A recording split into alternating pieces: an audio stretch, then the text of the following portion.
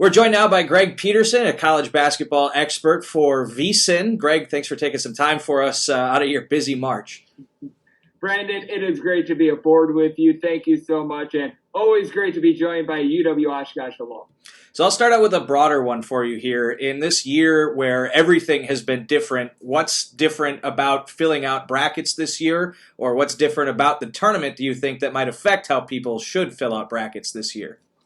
Well, I think the biggest thing when filling out a bracket is that you want to take as much time as humanly possible to be able to submit your bracket, because we know that there are two notable teams in Kansas and Virginia. They wound up having to bow out of their conference tournaments due to COVID-19 issues, and we don't know necessarily if some of these teams are going to be able to have their full complement of players. It wound up coming out on Tuesday that there is going to be an unknown player on Georgia Tech that is going to be out due to COVID-19 tracing, to COVID-19 positive tests, what have you. So just taking a look at that information, being able to gather as much of that as humanly possible, and waiting until the last minute to submit your bracket, I think is something that must be done now. Now, you obviously want to get in your bracket on time. There would be nothing worse than being taken out by default, but just take that extra time, do the research to make sure that the team that you're advancing to the Final Four doesn't wind up having like their starting five ravaged due to injuries and logistical issues. So just take your time when filling out the bracket this year. Yeah, there's, I believe, 3 teams now. You've had Virginia, Kansas, and now Georgia Tech today is the new one that are all battling COVID issues right now. How big of a deal do you think that is? Is it enough, especially for those higher seeds like Kansas and Virginia, where people should really be wary of picking those teams to advance? The biggest one right now is Virginia, because every single school, just like we know in every single state, the protocols for COVID-19, it's a little bit different. With Kansas, it's a little bit more relaxed. Out there in the ACC, it's a little bit more intense. So that means that Virginia, with their matchup against Ohio, they're going to be flying out less than 24 hours before their game. They're unlikely to get any practice time in. Meanwhile, with Kansas, they might be able to work out a little bit more. They're probably going to be flying in a couple days in advance. So every one of these situations is unique. You want to be just taking a look at a little bit more of the nitty-gritty when it comes to these teams that are battling through some of these injuries. And you want to be taking a look at these teams that are going through COVID-19 protocol, because even non-COVID-19 issues, a team like Michigan, Isaiah Livers and his injury, you want to be getting as much information on that. With Ohio State, Kyle Young wound up leaving the Big Ten tournament due to a concussion. You want to be just taking note of these guys that may or may not be out there on the floor and filling out your bracket accordingly based on the information that you're getting on the newswire. Upsets in the first round are obviously always a popular topic of conversation. Are there any in particular that you like this year? Well, I don't think I'm going to make too many people pleased if they wind up going to the Ohio State University, but I think that Oral Roberts has a shot to go for the jugular as a 15th seed. They've got the top scoring duo in all of college basketball, Max Abmas along with Kevin O'Banner. They combine to average 42 points per game. As a collective, Oral Roberts shoots between 82 and 83% at the free throw line. That leads all of college basketball. This is an Oral Roberts team that they have played against Oklahoma State, Oklahoma, and Arkansas. In those games, they were very game in pretty much every one of them. This is a battle-tested team. They've got a lot of good scoring. And with Ohio State, this is a team that we've seen them play not necessarily the world's greatest defense. They are a team that they give up the three-point shooting arc. Oral Roberts, one of the best teams in college basketball at being able to make their three-point shots. And out there in the Summit League, which is where Oral Roberts plays, they've got some very brutal travel, having to go to states like North Dakota, South Dakota State, things like this. I think that is actually going to bode very well for them. They are used to having to go through a lot of logistical issues when it comes to just being able to get to the arena to be able to play. So I think that this battle-tested Oral Roberts team has a chance to be able to take Ohio State out much earlier than a lot of people would expect. Interesting. A team that just got to the Big Ten championship, and you've got them losing in the first round. We have seen it before. You recall Iowa when they wound up winning the Big Ten tournament they wind up getting a 3 seed in the 2006 NCAA tournament. They lose to unheralded 14th seed Northwestern State in the NCAA tournament. So we have seen it in the past. I caught a little of your podcast from yesterday, and I know you've got Wisconsin losing in the first round, but yeah. I'll ask it to you this way. If everything goes right for the Badgers, what do you think their ceiling is? Their ceiling is they're going to be able to test Baylor because this is a Wisconsin team that when they're on from 3-point range, this is a team that they've got a lot of good shooters. I mean, Demetric Trice, Brad Davison, these are guys that have been there, done that, very experienced guys that we recall last season. They wound up reaching their peak in February and March before things wound up getting shut down and won the Big Ten championship. They were supposed to be the 1 seed in that Big Ten tournament. So this is a team that they do have a lot of potential. The problem with Wisconsin is they have not been the same team on the road. They shoot about 39.5% from 3-point range at home. On the road, that's more around 32.5%. And please, for goodness sakes, can Nate Reavers grab a rebound for this team? Because they're going up against a North Carolina bunch that they've got 3 guys that average at least 6.8 rebounds per game. Armando Bacot, Garrison Brooks, Day'Ron Sharp. Walker Kessler is a 5-star recruit that has also been able to come on for this North Carolina team. They rank in the top 5 in college basketball when it comes to rebound rate, and that's really been a sore spot for a Wisconsin team that is a little bit undersized. What do you think went wrong there this year? Because it's basically the same team as last year. They got so hot at the end of last season before everything got shut down. And I think a lot of us who follow them closely were just kind of waiting for them to start hitting shots and, turn it on and go on a little streak here. And it just hasn't happened.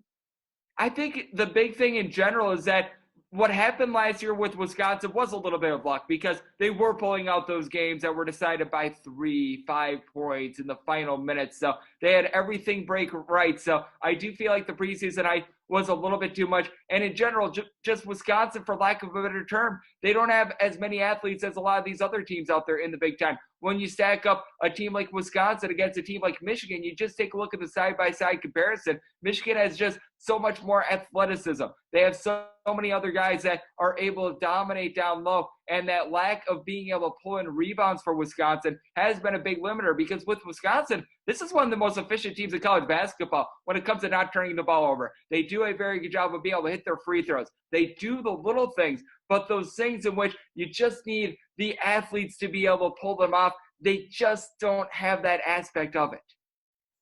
Now, I have Illinois winning it all. Am I crazy to think that anybody can beat Gonzaga? If you're crazy, then so am I, because I also have Illinois over Gonzaga in my national championship. With Illinois, I feel like they have the most unstoppable force down low in all of college basketball. Kofi Cockburn. We saw him in the Big Ten title game, and we saw him just out there in general during the regular season, wreak havoc on so many teams. And I do think that the Ayo Dosunmu injury is going to be a little bit of a blessing by disguise, because in the Big Ten tournament, Andre Curbelo had some very good moments for this Illinois team. A freshman that was turning the ball over a little bit too much, but now he's been able to rein it in a bit more. And then you've got so much good three-point shooting for this Illinois team. They've got a guy in Dosunmu that's able to shoot right around 40% from three-point range. You throw in there Trent Frazier. The list goes on and on for this Illinois team. Heck, even Georgi Bezvanishvili had his moments in the Big Ten tournament. They've got great depth. And with Gonzaga, their big weakness, in my opinion, is down low. When they wound up playing their last single-digit game against West Virginia, they had on that team Oscar Tshiebwe, Derek Culver, who were able to do a nice job down low. I think that with Illinois being able to win from within, they are going to be able to take down Gonzaga in the national title game. All right, we're on the same page there. That's the same national championship result I have, but knowing my luck, Loyola's going to beat Illinois in the second round or something. Drexel! Yeah, there you go. I don't think that's going to happen, but, man, I have had some bad luck with this over the years. So I know you mentioned you're a little down. You're down on Ohio State, having them lose in the first round. Michigan's obviously a question mark with the Livers injury and not sure what his availability is going to be. But is it absolutely insane to think, let's say, the Big Ten gets 4 teams in the Final Four? Because they've got 4 very highly seeded teams in each of the regions. I know that's something that doesn't happen very often, but very good conference this year. Unfortunately, I don't think that we're going to see 4 Big Ten teams in the Final Four. And keep in mind, the last Big Ten team to win the national championship, that would be the 2000 Michigan State Flintstones. So it has been quite a while for this conference, and I really think the big thing is Iowa having to go up against Gonzaga again. That's really going to be the one that, if you're looking for all Big Ten teams in the Final Four, that's a big derailer, because Iowa already went up against Gonzaga, and Gonzaga was coming off of a COVID pause, still put up 90-plus points. Now, Iowa playing much better defense recently, but I just cannot buy into Iowa being able to make a Final Four run. I can buy into Purdue, though. Purdue, I think, is a very underseeded team. They're going to be playing in their home state of Indiana. You've got Travion Williams and 7'4" Zach Edey. These are guys that are really able to wreak havoc down low. With Edey, he's really been able to come on down the stretch, along with freshman Jaden Ivey. And if there is a weakness for Baylor, it's that they're not necessarily great down low. So I think that Purdue is going to be able to exploit that matchup. I've got Purdue in my Final Four. I also have Illinois. I just couldn't necessarily get there on Michigan. I wound up having them bow out in the Elite Eight against Texas. So I do have two teams from the Big Ten in my Final Four. Yeah, Badgers fans saw Zach Edey tear them apart just a couple of weeks ago in West Lafayette. I think he had 21 or 23 or something like that in that game. He was just unstoppable down there. That Purdue-Baylor Sweet 16 one is one that I'm a little hung up on looking at. I want to pick Purdue. I'm just not sure I can pull the trigger against a team that's been shooting it as well as Baylor has this year. And Baylor is the number one team with regards to three-point shooting percentage in all of college basketball. But keep in mind, they wound up coming off a COVID pause, and they have not necessarily looked like the same team. At home, they wound up playing a 5-point game against an Iowa State team who had 2 wins all season long, recently fired their head coach in Steve Prohm. So they're a team that it's just one of those things in which if they wouldn't have had that COVID pause, I'd be right there with you on Baylor, but I just haven't seen what I wanted to out of this bunch recently. So that is why I think that Purdue should be able to have a very good chance of being able to make the Elite Eight, especially, like I said, with them playing in their home state, because we've seen it year in and year out with Purdue. When they get away from the state of Indiana, they're just not the same as when they're in the Hoosier State. Yeah, it's interesting. Baylor and Michigan, you got 2 of your number 1 seeds there that had COVID shutdowns and just haven't necessarily looked the same since they came back. So that's just one more way that the tournament's maybe a little trickier to pick this year than in a normal year. Greg, I just want to talk to you just about your history because, we know each other from school at UW Oshkosh. You grew up in Hortonville, and now you're this hotshot out in Las Vegas, college basketball expert. I love following your stuff on Twitter. And like I said, I listened to your podcast last night for a little bit just to help me out with some of my picks personally. Just tell us a little bit about your background and how this has kind of all transpired for you to be where you are right now. Absolutely. I'm a kid that I was born and raised out there in the Fox Valley. I wound up going to high school, as you mentioned, Hortonville High School, good old Polar Bears, eat them up. Always great to be able to support them. Always good to be able to support my alma mater, UW Oshkosh. And I always knew what I wanted to do. I always wanted to work in sports. I used to play football, basketball, and baseball when I was a child. Unfortunately, I had to retire due to a lack of talent. So I figured, my best way of being able to get into the sports industry is by talking about it because I am a little bit of a loudmouth. And what I think was just so big for me growing up in the area is that nobody ever told me that I couldn't do it, because you always hear so many of these stories about people that they wind up being able to live out their dreams. They always talk about, everyone doubted me. Everyone said that I was against all odds and everything like that. What I think is so different about Wisconsin and what is so different about the Midwest in general is that the people in the area just always encourage a good work ethic. They always encourage you to be able to chase your dreams and that anything is possible. What I think was just so good about growing up in the area is that everyone said, you know what, it's going to be tough, but if you just keep on putting in the hours, if you believe in yourself, you're going to be able to do it. And with just being able to grow up in the area in general, we are in a hotbed of sports. I mean, the fact that we had so much access to the Green Bay Packers, really the only team that is owned by the fans, that is something that is huge. You have a little bit of college basketball with the Wisconsin Badgers, Marquette Golden Eagles, and to a lesser extent, UW Green Bay and UW Milwaukee. You've got the Milwaukee Bucks. You've got the Milwaukee Brewers. So you've got a wide variety of sports. You've got a good area. And at the same time, it's not something where it's completely overwhelming with like 10 million people in New York where you have to go through like several hours of traffic in order to get to all those stadiums. Yeah, well said. I can definitely relate to that very well.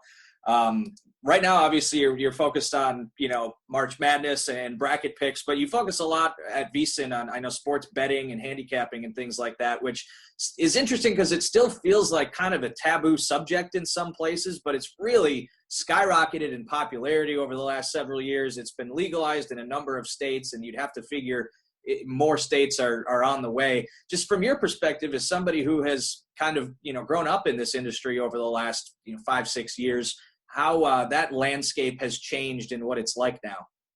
I mean, when PASPA wound up getting passed, what is coming up on now 3 years ago, it was a complete and utter game changer because, as you mentioned, even as little as 5 years ago, nobody wanted you to talk about the point spread. Everyone was like, you know what, we shouldn't necessarily be encouraging this. Now you've got things on ESPN like the Daily Wager. You take a look at SportsCenter now, they're giving out their best bets for things like player props. They're giving out against the spread picks. You're always noticing when you go to like the ESPN app, when you take a look at the game time, you take a look at when the game is being played, you're also going to be able to find a spread on the game as well. That is a complete and utter game changer. The fact that it is out there and people aren't like, oh no, we can't be doing this. It has really been huge for sports betting in general. And I am so lucky that I got into this when I did because I wanted moving out to Vegas in the summer of 2018. That is just before everything wound up passing through for the legalization of sports betting. And now that I have been out here for a couple years, I was really able to